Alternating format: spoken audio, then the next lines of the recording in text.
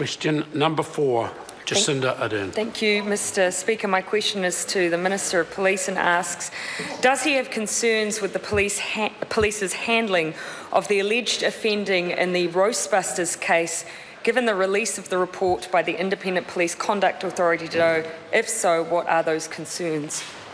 Honourable Michael Woodhouse. Mr. Speaker, yes, I do.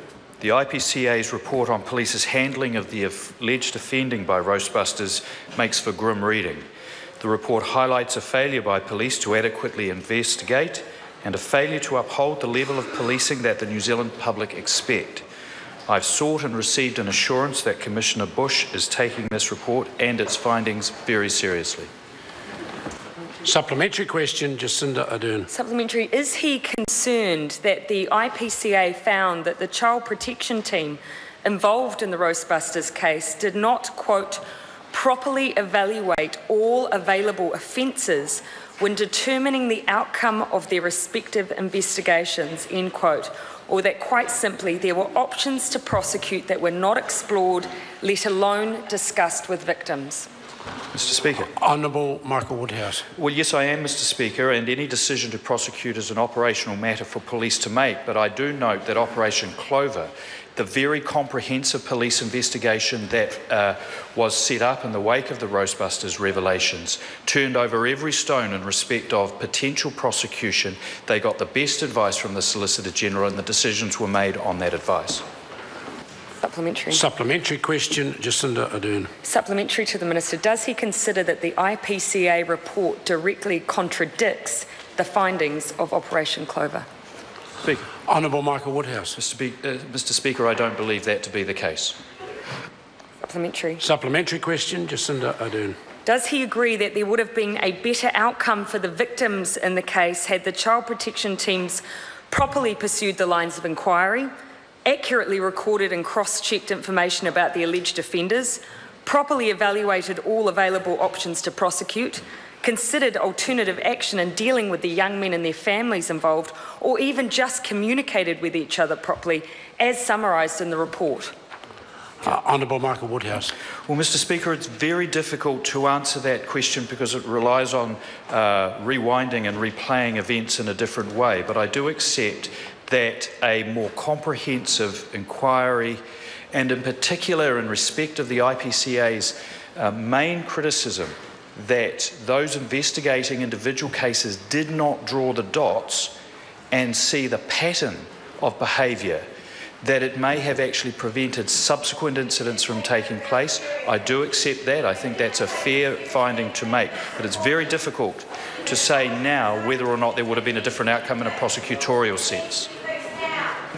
Supplementary question, Jacinda Ardern. What changes will he require of the police to address such a litany of individual failings as those contained in this report? Mr. Speaker. Honourable Michael Woodhouse. Well, Mr. Speaker, as the member knows, there have been a number of changes already made by police, both in the wake of the Commission of Inquiry, the Baisley report, and in respect of the learnings from the Roastbusters case, including much better information gathering, a higher level of training by police, and more seniority given to the child protection teams in the Waitemata. And I do note that the latest OAG report into progress on the Baisley report notes that police, I quote,